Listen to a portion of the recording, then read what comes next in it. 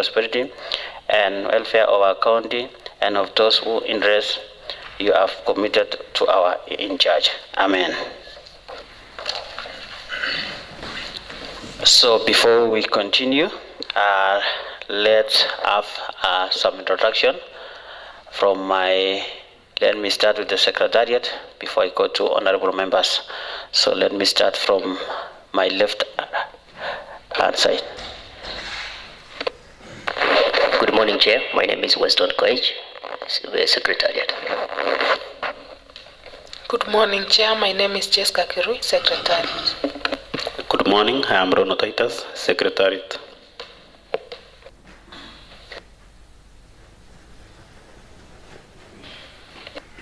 I am Stanley Maritim, Sergeant at Arms. Good morning, everyone. My name is Aaron Ngeno, Legal Counsel. Good morning, honorable members. My name is Dixon Cheriot, Committee Clerk. Thank you.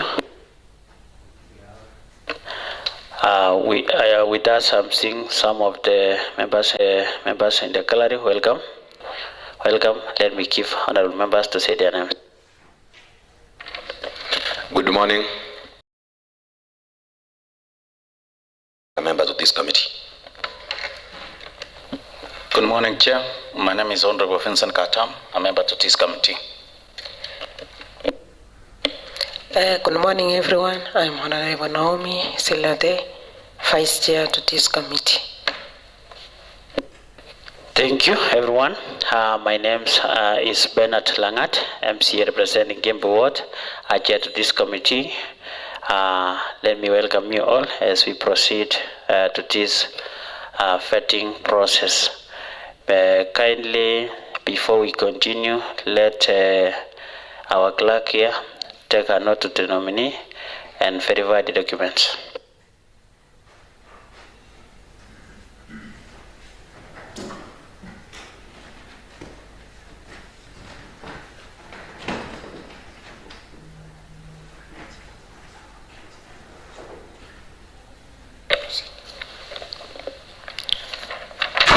I, Tore Kimeti Nelson, do swear that the evidence that I shall give in the matter under consideration of this committee shall be the truth, the whole truth, and nothing but the truth. So help me God.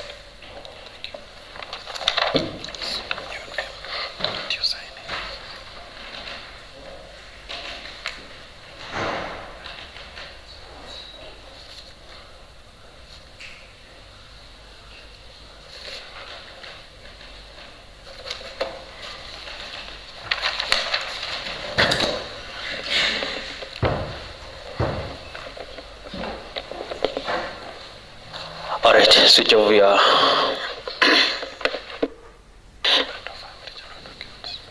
All right, Sergeant Atam, let him hand over the original documents, and then we'll use it as we proceed.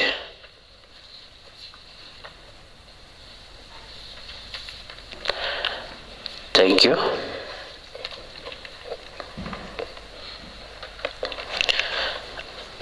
All right. Maybe you can assist with a bottle of water on the table. Maybe as we proceed, it needs a lot of water.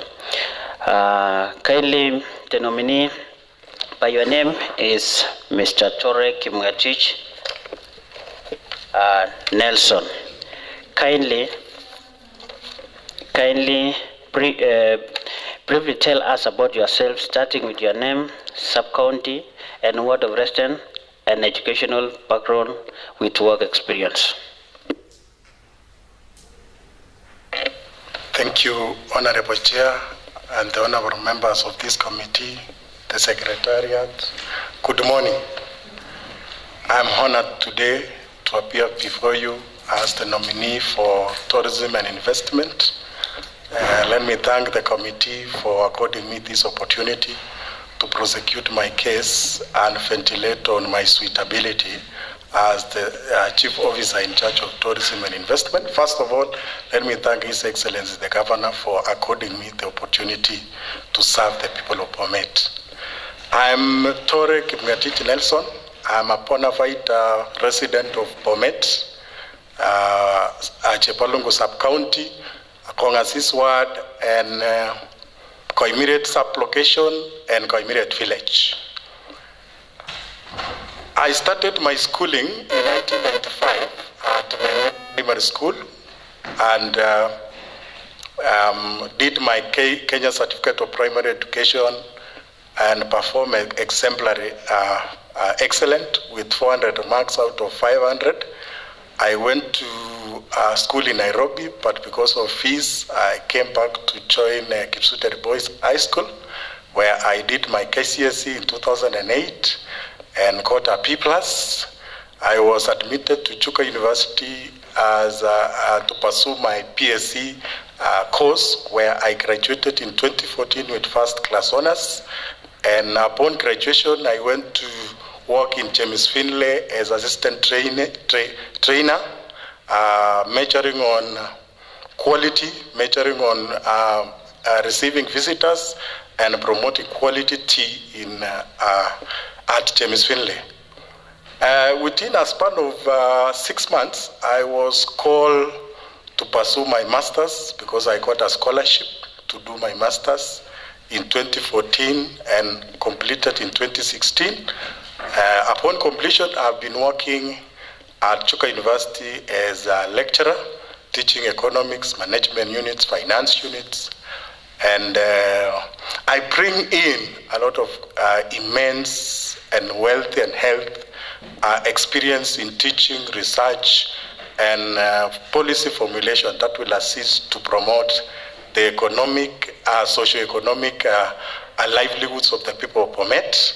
Apart from the academia, I've also had the advantage of having undertook a monitoring and evaluation course which tracks and implement projects, and currently I'm working on a project funded by the International Livestock Research Institute, trying to use computer-based technologies to promote the social livelihoods of people in Wachia, and I'm almost to my completion.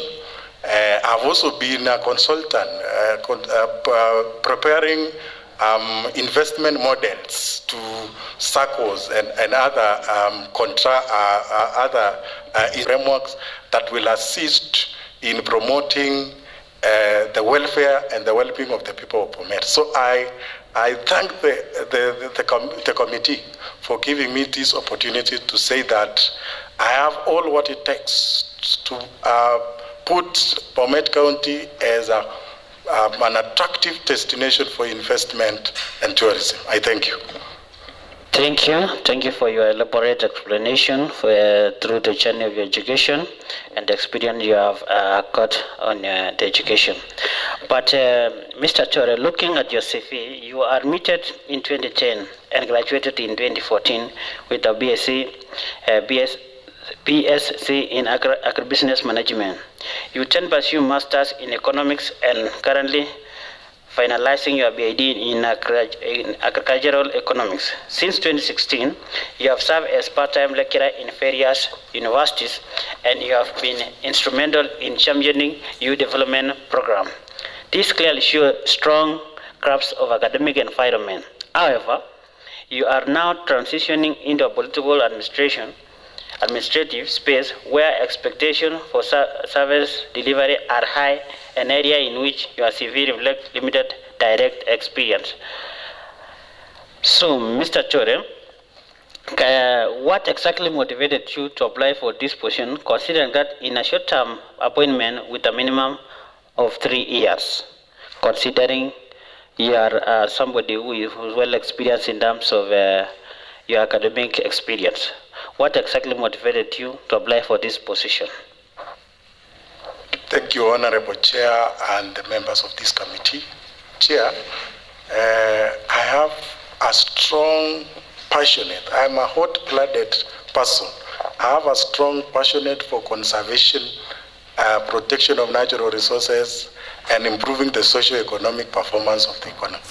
And Chepalungu, being a resident of Chepalungu Sub-County, domiciling Chepalungu Forest, I've had that passion and interest to to promote the well-being of the people around the forest in terms of performing tourism and investment-related activities for the benefit of the people as well as the benefit of the county. So I had a strong passion for conservation, natural resource management, and promotion of standard of living of the people surrounding that. Another thing that triggered my application to this nomination is the fact that we are now positioning youth to take echelons of power in the table of decision making so that they have the voice and the power to determine the future of this country. So as a youth, given this position and being allowed by the committee through chair, I will be in a position to position the youths with a lot of integrity and humility to perform exemplary well in this docket so that the youths can be in a position to contribute immensely to the well-being and the socio-economic performance of our economy. Another one is to explore tourism and investment opportunities, which will position this county as a destination for investment and tourism destination. I thank you, Chair. Thank you, Mr. Chore. You say Chepalongo Forest motivated you to consider this position. Have you considered you will not be the CEO of Chepalongo, you will be the CEO for Bomet County, which in Bomet County, Mr. Chore, we have a place called Area Minor in Gonoin. We have a place called Saidia Mugango in Bomet Central.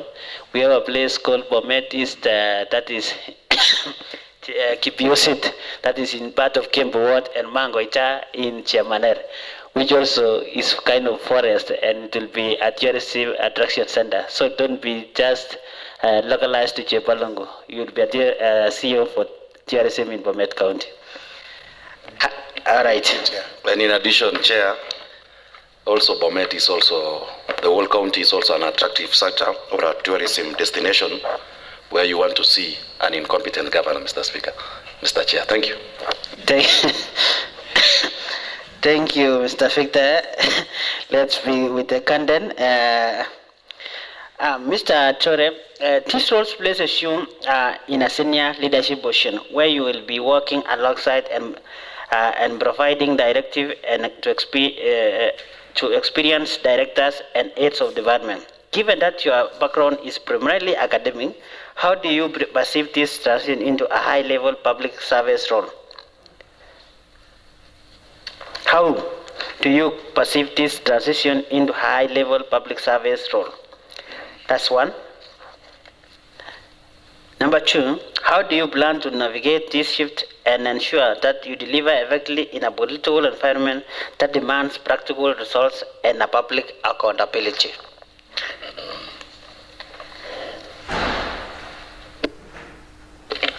Thank you, Chair, and the honorable members of the committee. I'm very passionate in academic, and that academic passion I can see as a fundamental asset that will assist me in propagating the policies and development agendas and strategies that will help to assist the county to become a major tourism destination center. First, I'll be handling senior experience board of directors and employees. But you know, Chair, experience is the best teacher. I will use that experience to maximize that experience that these people have through consultation, through skills such as communication, negotiation, problem-solving skills, to harness our potential in determining how we shall achieve our departmental goals. In academic, I'll bring multifaceted approach where from academic, I'm in academia, puts me in a position as an important asset to prioritize the theoretical concept in academia to practicalities that comes in terms of execution. You know, in academia we make policies policies are implemented in political and social. So that I'll bridge that gap that exists rationally between execution by the formulators and the executors. So I'll be bridging that gap, coming with strategic plans, monitoring and evaluation techniques, key performance indicators to assist in increasing and promoting tourism and investment opportunities in Bomet County. I thank you. Since we have a lot of members here, let me give this opportunity to Honorable Vincent Katam to continue. Thank you, Honorable Chair. I also wish to join my colleagues in welcoming Tore to this interview, and more so, congratulate you for being appointed among the millions of Bomet residents to a very prestigious position of the Chief Officer for Trade, Tourism and Investment in Bomet County. Mr. Tore, I only have very few questions. One is that the laws governing the county governments mandate the appointment of chief officers to various departments. These laws also outlines the specific roles and responsibilities of the CEOs. These laws are designed to ensure that the operation of the county governments are effectively managed and the chief officers adhere to the established frameworks of the governance and service delivery.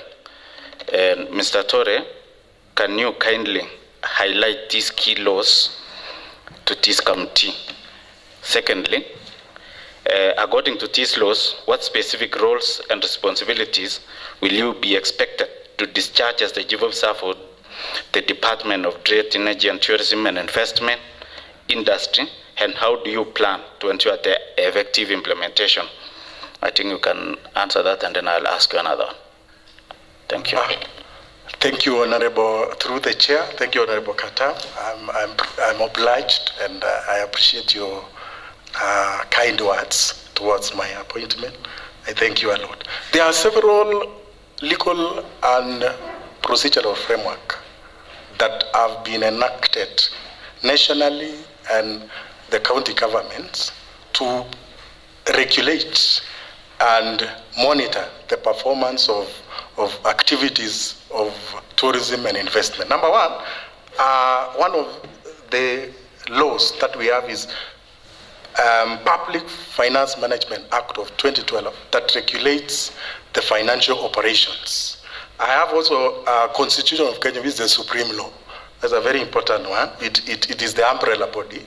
We have the Public-Private Partnership Act of 2013, which actually look at the collaborative measures that the county national government can come or put together to propagate activities that will assist the country. Investment and Promotion Act of 2004, which basically deals with investment promotion and another law is Public Procurement and Proposal Act of 2015, which talks about procurement processes, procurement laws, and now vetting of contractors and suppliers can be inputted. We have even Tourism Act of 2011, which regulates, register, and promote sustainability in tourism. As through the chair, as chief officer, I have some specific measurable roles and duties that I must do. For number one, strategic planning and policy development. I'm the one to design actionable plans that will actually execute CIDPs, ADPs, and other annual development plans or integrated development plans of the county. Number two, sustainable development. I should also be in a position to factor in the current needs of the present generation without compromising the needs of in terms of conservation and natural resources, so that we maximize today without compromising the use by the future generation. Another one is stakeholder engagement, and this is the key, and that is why in the constitution that is most elaborate. Stakeholder engagement and collaboration. Before a given project, a tourist product is rolled out, there should be a very inclusive decision-making approach that will make the communities to own the project, and they'll promote sustainability. Crisis management. I will not fail to have some crisis. So I'll formulate or coordinate county disaster and response team, a crisis management, communication management system, and also promote early warnings in case of capacity building and training. That's another key, to promote skills, to empower even the local communities so that they benefit from that. And then the last one is monitoring and evaluation, which is a very key, and I'm passionate about it because I'm a provision in monitoring and evaluation. I thank you. That's very excellent of you. Question number 2, Bwana CEO. The United States recently announced the new tariffs 5th, 2025. These new import taxes are expected to send shockwaves around the world.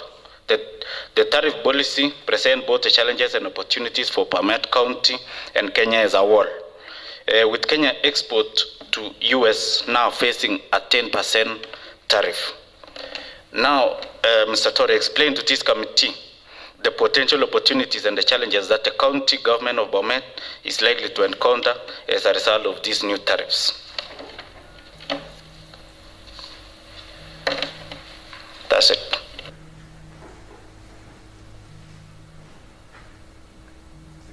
Thank you, Chair, Honorable Member.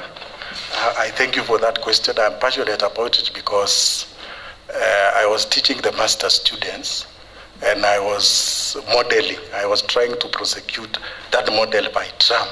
In fact, it's well known as Trump tariffs, and I was modeling and explaining, and I like that. So, one, if 10% tariff is imposed vis-a-vis other countries where ours is lower and other countries have high tariffs, then we shall have some very good benefits from that. One, it will assist us to export more. So it will promote domestic export.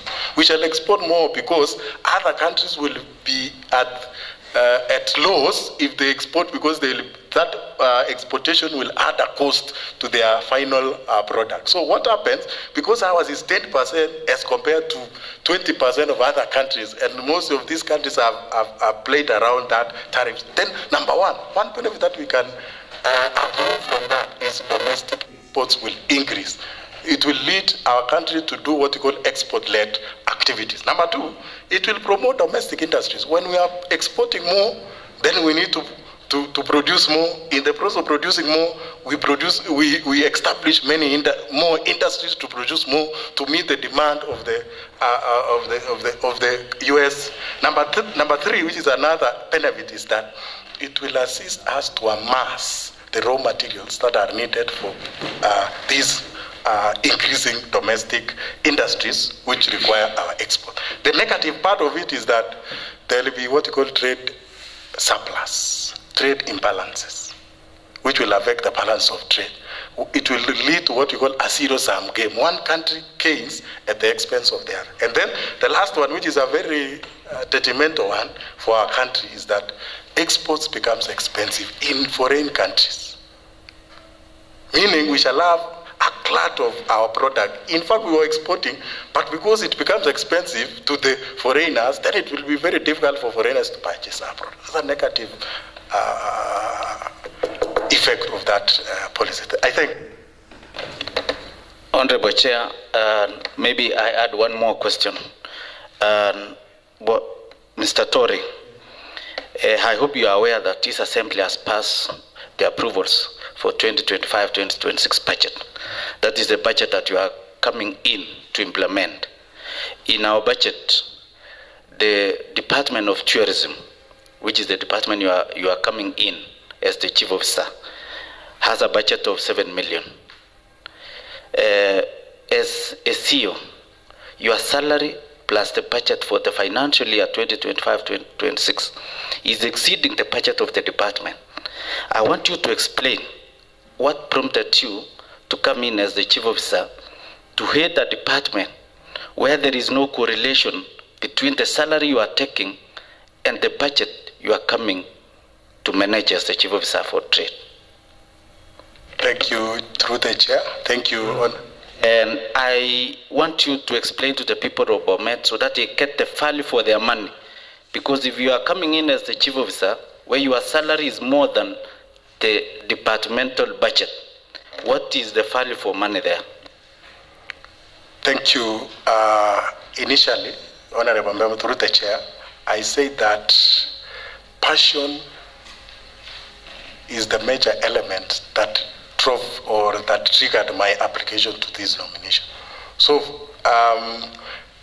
performance-based remuneration in terms of salaries and what have you will only be accommodated by the fact that I will have performed what I'm required to perform as a chief officer in the docket of tourism and investment.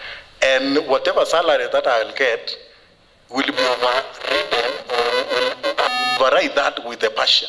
Because that passion, Honorable Member, is what is taking me to that direction. I thank you.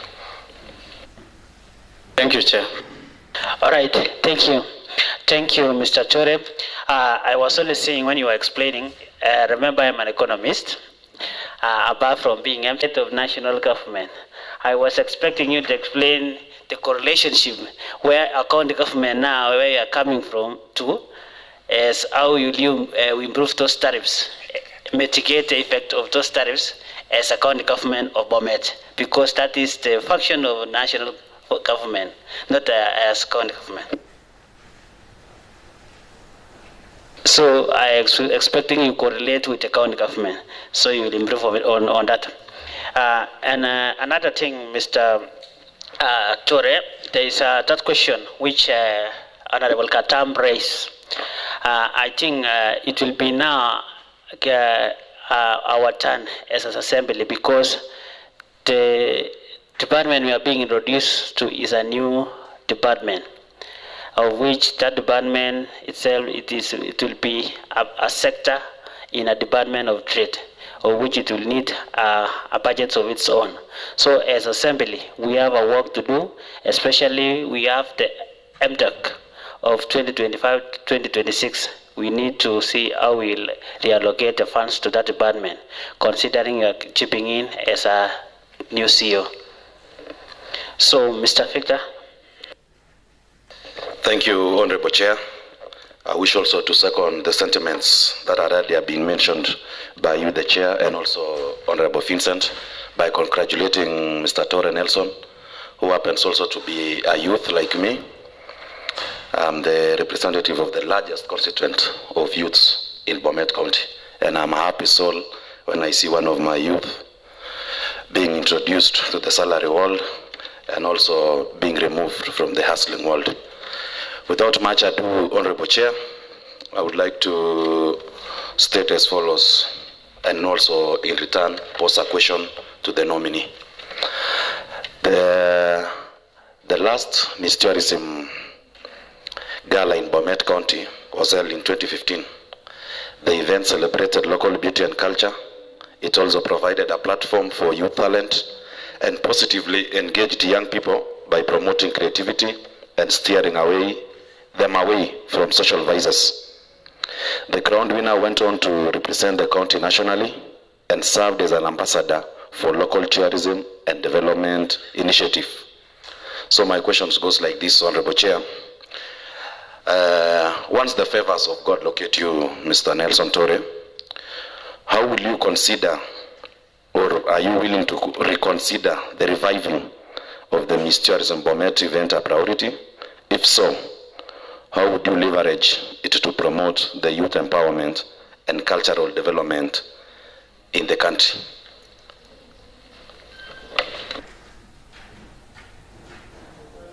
Through the chair. Thank you, Honorable Victor, for that very important question. Talent monetization is a very key economic blueprint to increasing income generation of the youths. Yes, I agree that it was beneficial in the fact that it was even marketing the county.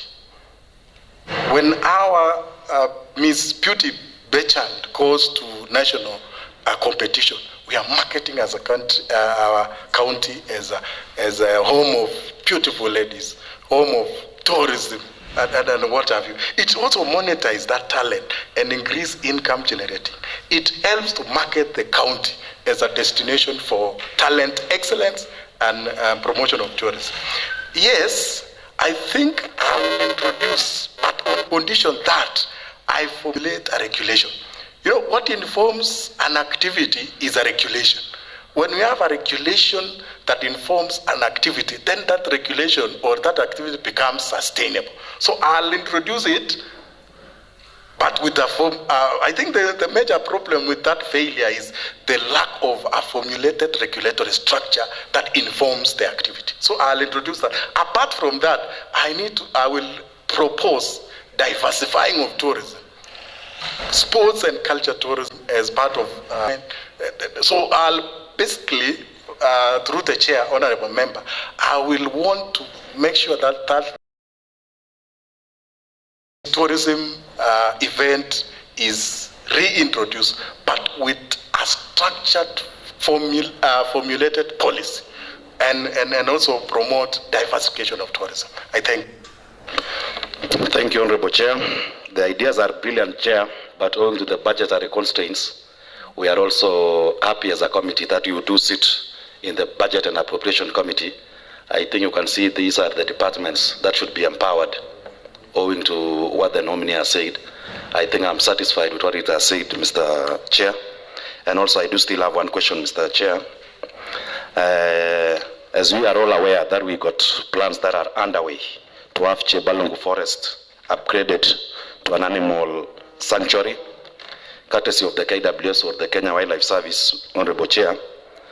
The Forest Service and the county government of Bomet, before the rollout of this program for implementation, our nominee, what procedures are required to ensure residents benefit from this initiative? I thank you, Honorable Chair.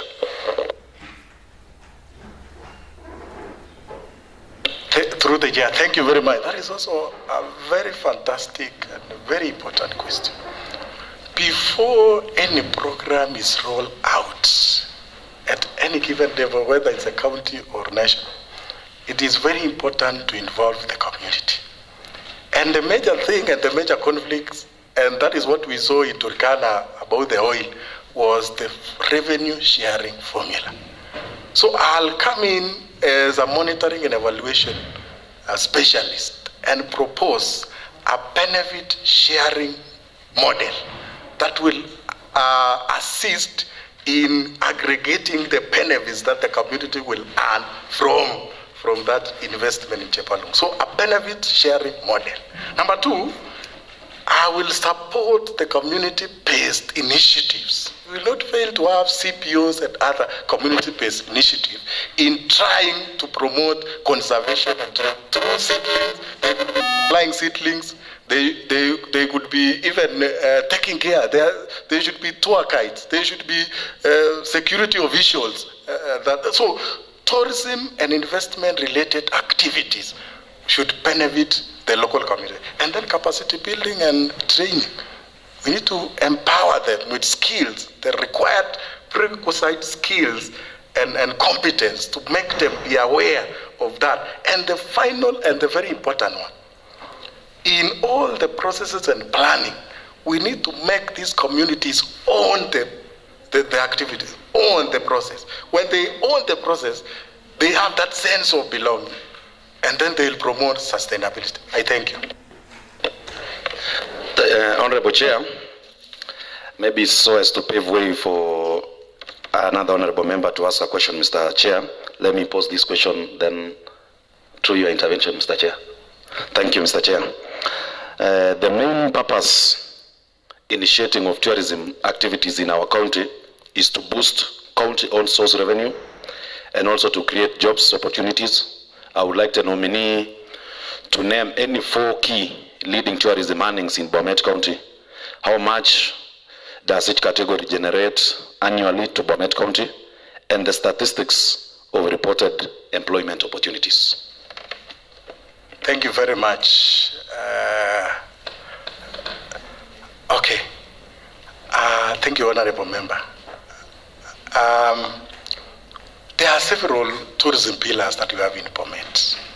As I've said before, there is the agri-tourism, which is a very important one. It is a source of tourism revenue.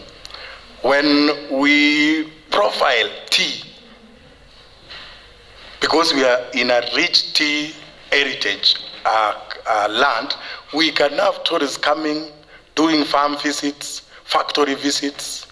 But the problem is that we don't have a tourism revenue collection mechanism.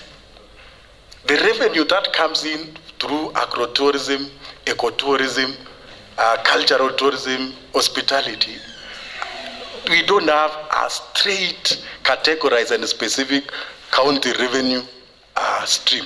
So I'll propose, because I don't have the data, Honorable Member, that we don't have to have a pool or aggregated revenues that comes in through trade, investment. We need to have an aggregated, a specific point revenue formula to collect revenue for tourism, to collect revenue for investment, to collect revenue for trade, to collect so the problem is the data that does not exist. So I'll propose as a monitoring and evaluation and a strategic planner that we have a collection revenue mechanism for tourism, specifically, and investment, because we are still under the umbrella of trade, tourism, and so the money is aggregated, pooled together. Thank you. I thank. Thank you, Honorable Chair. If time still allows, Mr. Chair, I'll still come in with one question. Thank you. Thank you, Victor, Honorable Victor. I'm seeing an Honorable have to chip in. Welcome. There is a question which Honorable Victor has asked you, especially the first question, which was talking about Mrs. Tourism of Bomet. Mr. Tore, considering Bomet County, we don't have any slogan of Bomet. When you go to Nandi, you say home of champions, source of champions. You go to Eldoret, so home of champions. You was Singishu. We go to Kericho, they have a slogan, and we say all you can imagine. You can imagine there is tea, is Kericho. You can imagine there are beautiful ladies, is Kericho. You can imagine there are new there is factories, is in Kericho. That is the slogan for Kericho. The official slogan. Now, Bomet. Currently, I'm the chair of the tourism investment. You are chipping in as the CEO, if this committee will approve you, as the CEO of tourism. What will remain behind after you? What will you make Bomet to have a slogan?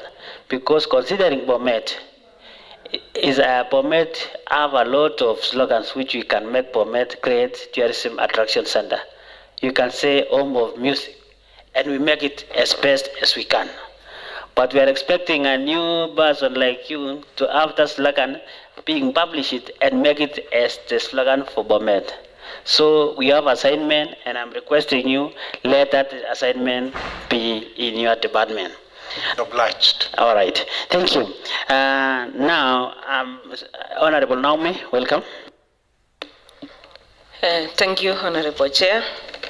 Mr. Tore, once you are approved by the Assembly, we expect to see the tourism and investment programs being rolled out without any hindrance. Kindly, how will you achieve the department's goals with a budget of 3 million for development?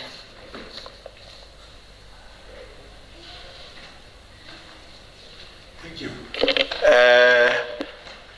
The budgetary allocation, thanks, Honorable, through the Chair, Honorable Naomi. That is a very important question because budgetary allocation can be an impediment to tourism.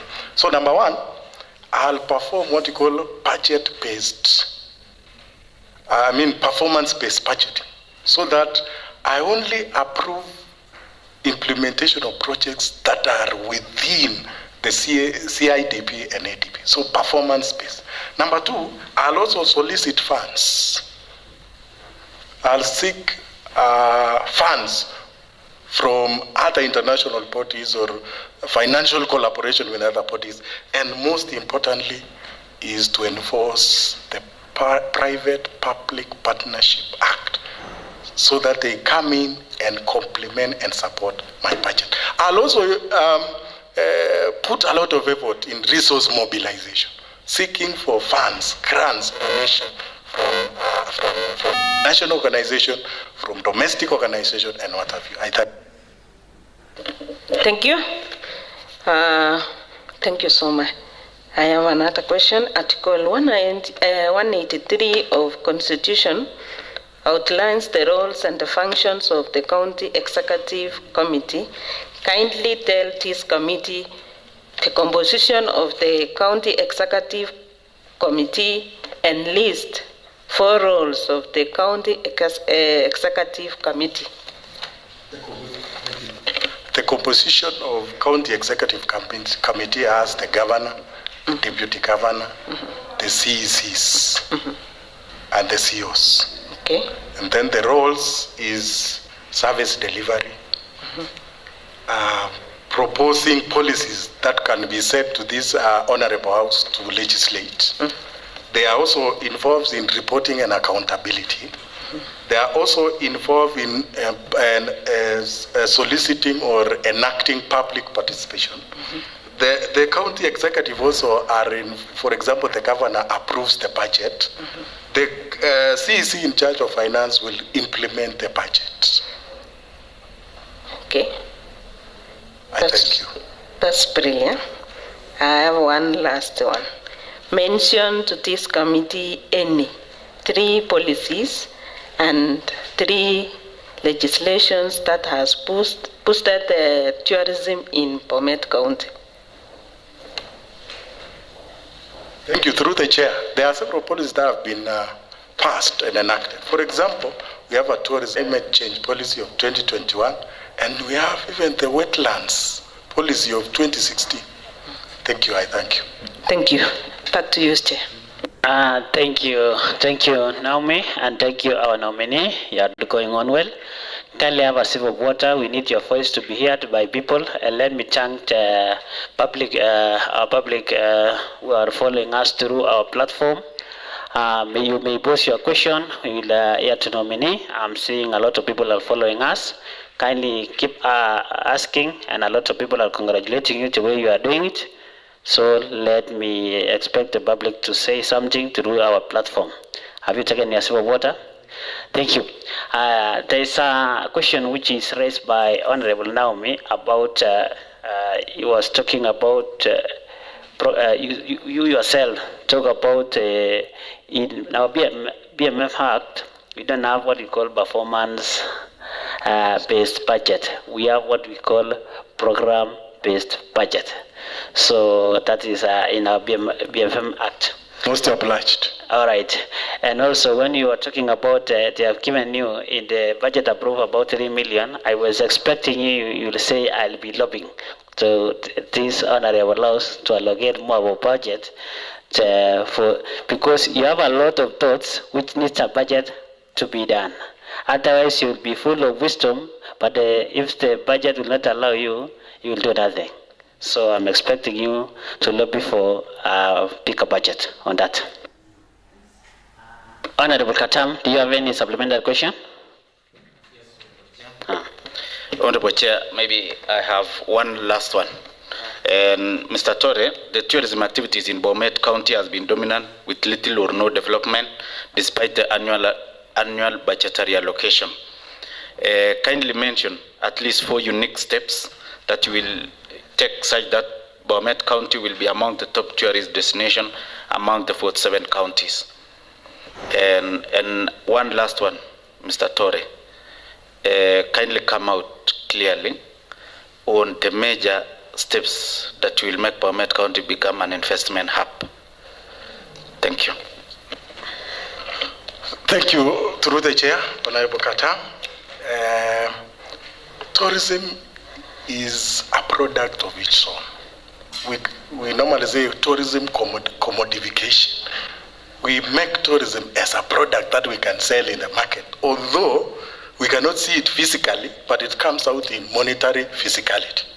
So there are several measures that I'll put in for example, leveraging on technology to market the county in terms of investment and tourism.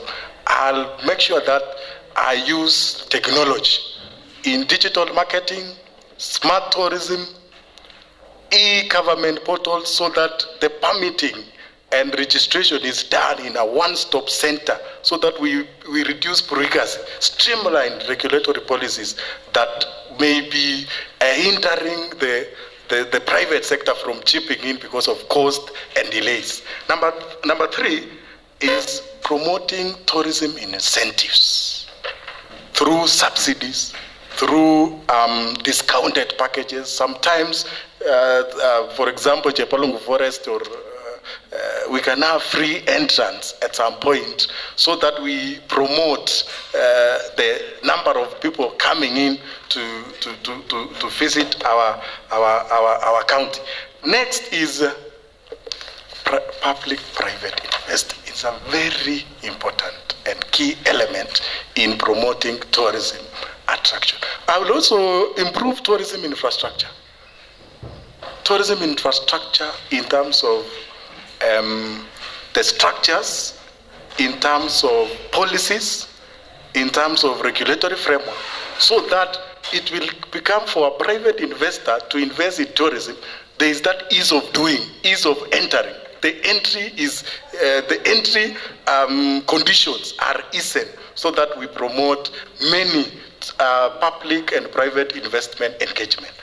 And another important thing is to support community-based initiatives. If the county can come in through these CPOs, then because they have structures, they have they have rules, it will be very easy for the county government to integrate its policies and actionable plans to suit that, because sometimes we have conflicts. To reduce those human-wildlife conflicts, to reduce land conflicts, we use the existing structures to promote tourism investment. Branding is another key. That is how to make branding and identity is a very important phenomenon that we need to capitalize. I'll come in as the chief officer, if allowed by this committee, with broader mind of branding and promoting identity of this county and positioning it as a tourist and investment destination. I thank you.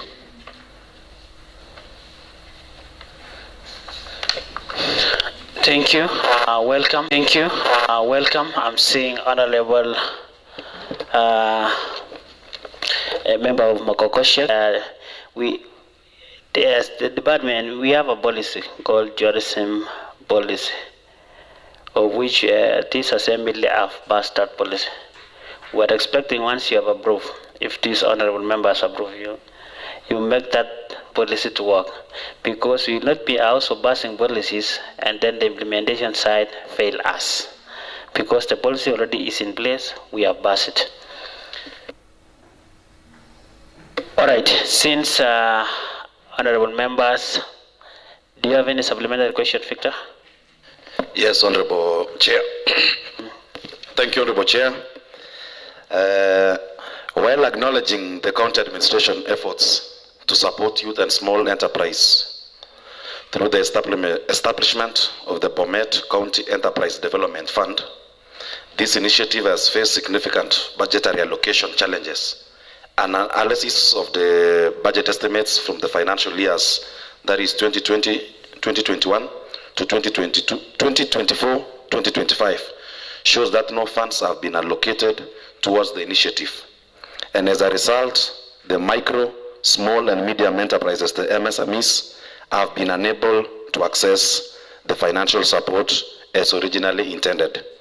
In your opinion, was the establishment of the Bomet County Enterprise Development Fund a well-conceived initiative? Why or why not? Thank you. Through the chair.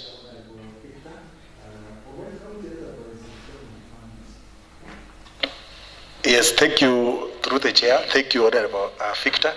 I believe the establishment of Bomet County Enterprise Development Fund is a key to funding small and micro enterprise activities, because we want to empower the small and enterprises through even policies, through even collaborative measures, through even funding them. So I think, in my opinion, that it is a very good initiative, but the budgetary allocation and budgetary constraints are demeaning the value of that entity. But I believe that if the committee will allow me to, or if approved by this committee, I'll make sure that we breathe air into this initiative and mobilize resources, because it is key to supporting the low-income individuals of the country. I thank you. Honorable Chair, on the same note, I would like to ask the nominee, what is your understanding of better as outlined in the Kenya Kwanza blueprint, and in what ways does the Enterprise Development Fund align with this national policy? Thank you. Bottom-up economic transformation agenda, it's a very key and a strong slogan of this Kenya Kwanza government, and it tries to transform the lives, the social and economic livelihoods of the people. This enterprise will assist in mobilizing money that will assist to fund the micro and small enterprise and entities, so that they'll improve their levels of income, diversify their production, improve their livelihoods, reduce poverty, improve their standard of living, so that the government will have a platform to chip in, because it's an enterprise, so the government will have a leeway to come in. You know, the government sometimes, because of no regulatory framework, this will align the policies of the government with better in terms of even making resources that are on, at the national level to cascade down through this enterprise entity. I thank you. The Honorable Chair, maybe one last one, and also maybe to comment on the nominee. I can see is indeed very conversant with the UDA, the bottom-up economic transformation agenda. Given the mandate of the Chief Officer for Tourism and Investment, what specific strategies would you put in place to ensure the effective implementation and accessibility of the Enterprise Development Fund to its intended beneficiaries? Thank you, Mr. Chair.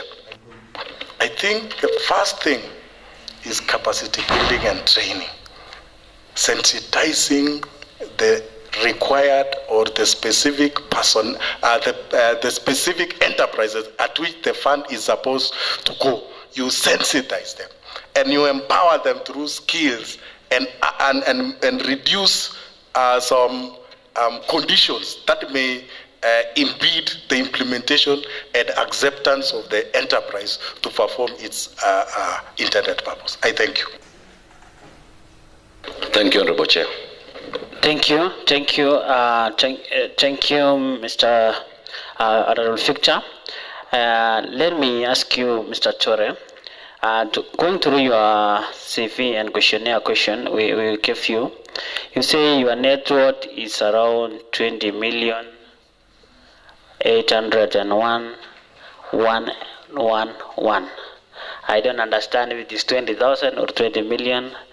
The figures you give us is quite. Can you little explain about it?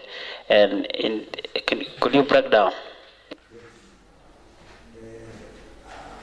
Thank you, honorable members, through the chair.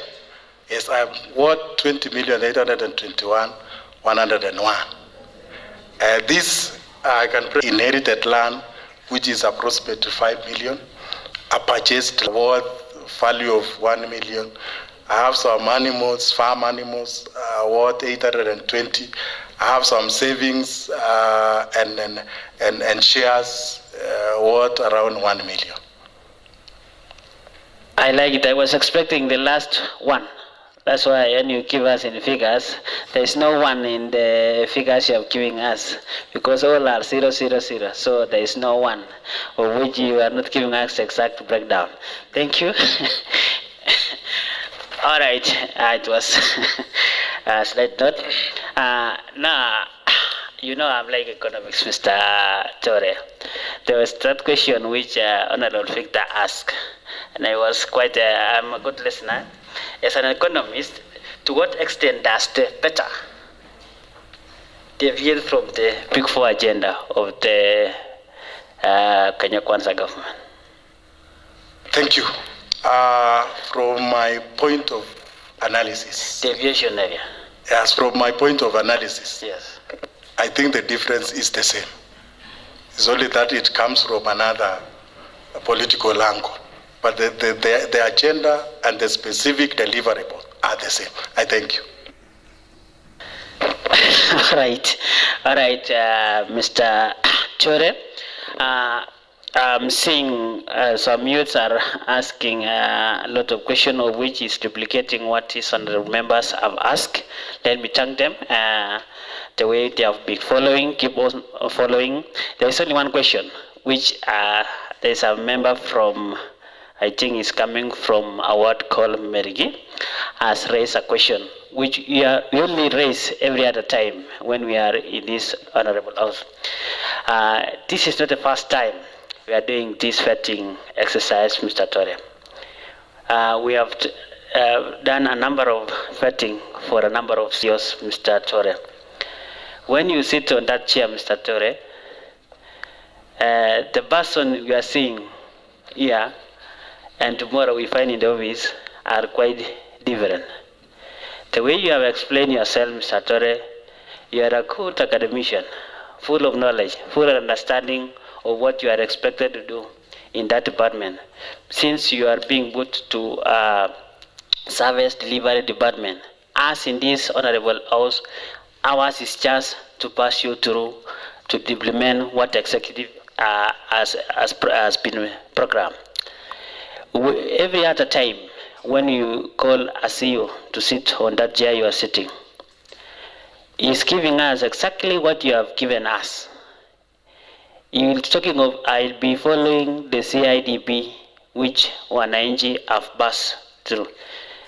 We will be following the ADB which we have passed through.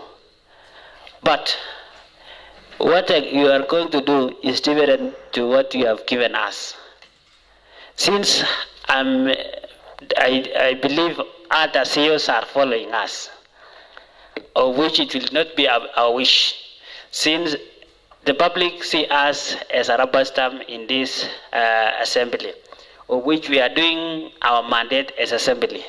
Now, His Excellency Governor has given your name to this house, and we have done our mandate to do the due process of vetting you, going through all those processes. But once you have approved, you say you go do different thing apart from what this honorable house is expecting and the public are expecting. So I'm expecting you, since you are a youth, like what Victor say and these other members have raised, we are expecting you, once this honorable house has approved you, go to what is pertaining what you have said. Because we are expecting a number of youths to emulate you to say, I wish to be like Tore. I wish to do better than what Tore has done. If we need to improve the livelihood of our people and to improve the services we are giving to these people. To give you a little story, Mr. Tore. Yesterday, I get an opportunity to interact with His Excellency Governor in his office. I had an issue of my ward. We have a talent center called TECAT Talent Center, which from I believe it's from 2017, this honorable house has been approving budgetary allocation to this facility. Up to now, it is 99.9% complete, of which the county government public tax has been put in that project, but nothing has been done. of which we are asking ourselves, is this house or the implementation site?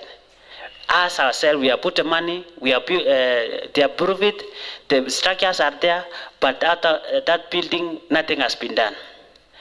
Also, and then I asked His Excellency, what are you doing? He told me that I've given people to do their job in the department, but the department are doing nothing. We have a cooperative, Chibunya Cooperative, nothing has been done. We have there is a factory in Lelaitich for producing sweet potatoes, nothing has been done. We are coming with this agricultural sector. We have avocado farmers which are crying because of poor policies in the departmental. If now you are being given this opportunity as a tourism officer, kindly, Mr. Tore, when we have given you the mandate, go help His Excellency Governor to deliver the mandate to the people of Bomet. Because when you implement, His Excellency Governor will have no issue with Wananchi, and us Assembly also will be happy because the program which you have approved in this house is being implemented, and it will make us as the broad assembly. We don't have to be only assembly which you keep on approving people, but they are not implementing what we are expected to implement.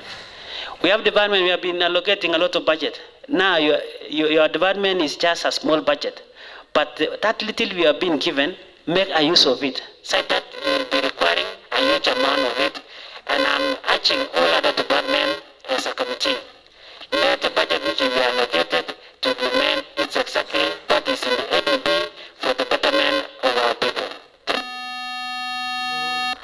With that few remarks, Mr. Tore, maybe as a closing remarks, maybe let me give only just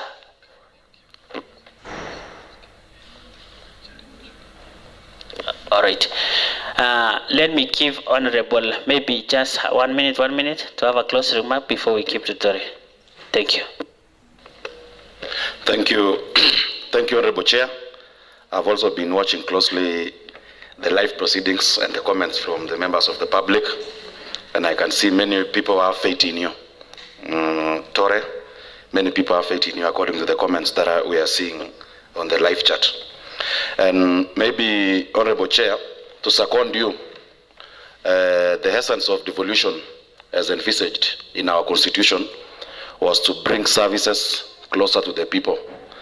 But the main challenge that has crippled most of the county governments, not only in Bomet but Kenya, is the urge of the employees or the staff to enrich themselves at the expense of development that are supposed to be undertaken in our wards. So my humble appeal to our nominee, if favors of God will locate you, and I hope so, kindly take this opportunity to work for the betterment of Bomet and also to restore the lost glory that we once held in our youths. When one youth performs, it also gives an opportunity to employ more youths because they can perform when given a task.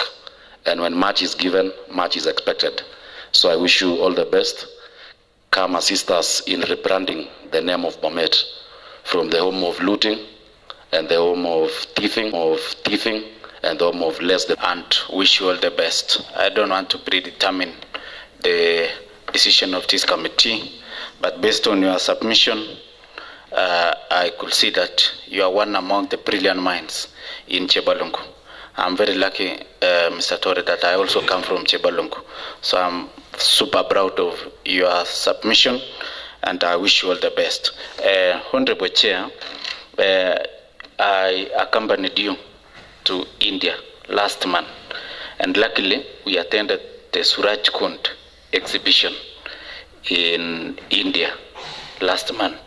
And Honorable Chair, I can remember vividly that you told us that if we can implement and have a theater hall in Bomet County, if you can remember very well, you told me that when we were watching the performance, the international performance at India.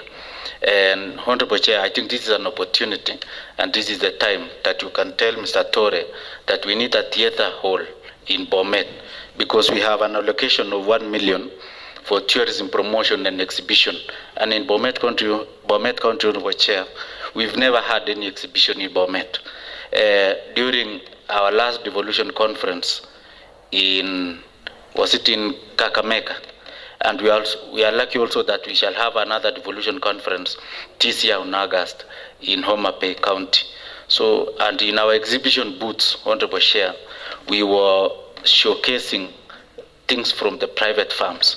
So we need to have the exhibition so that we encourage our people to showcase their talents and maybe their products, Honorable Chair. So because we have a budget for exhibition, so we need to have that theater. We have, Bomet County is full of culture. Bomet County is full of tourism sites. So we need to have the same so that people will know what we have and the products that we have in Bomet. So I wish you all well, Honorable Mr. Torre, and I want you to revive Bomet from where it is now. Thank you, and I thank you once again. Thank you, Honorable Chair. Let me wish you all the best. It was nice engagement. Thank you. Thank you. Thank you, honorable members, for your comments. To add only on what Katam have said, we get an opportunity last month to attend Asuraikun in India. And when we were in India, there was a hall which only performances are being made. When I was giving you a slogan for Bomet, if we can say a home of music or something, let's have a hall where people can perform, can attract tourism. Because we are nearer to Masai Mara, Bomet could be a destination for where people will be going to Masai Mara, and we will have some revenue to this county. Let me also recognize honorable member from Rongana Manaret, Roslyn Jepta. Is far in Bomet County. I think it is near Chapilat. It will be also another destination to this Bomet County. So welcome, member, for joining us. Otherwise, with much ado and what I have said, we say thank you for your well understanding on the department, and thank you for giving us this time. Let me only give you this opportunity. Maybe you have a last wish for this meeting. Thank you. Through the chair and honorable members, I am very excited from the comments that have been accorded to me. I'm very thankful, and may God bless you. Now, I have a question to the committee. What are the major setbacks that this committee have realized in tourism and investment, and how can I be of assistance? Maybe you'll answer me any other time.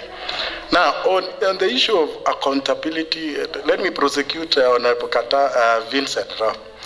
As an economist, we tend to think about the whole economy than individual. And that is why some of the economists die poorly. Like the founder of economics, Adam Smith, he died poorly because he was thinking of the masses than himself. So I come in as somebody who wants to transform the county. Number two, let me thank you, the chair and the committee, for the fruitful, robust engagement that has actually taken place. And I promise, if approved by this committee, I'll be a strong stickler to the laws and regulations or governing my duties. And I promise to position Bomet County as a tourist and investment destination. I thank you. They're doing your ID. All right. Okay, out there, the meeting is adjourned.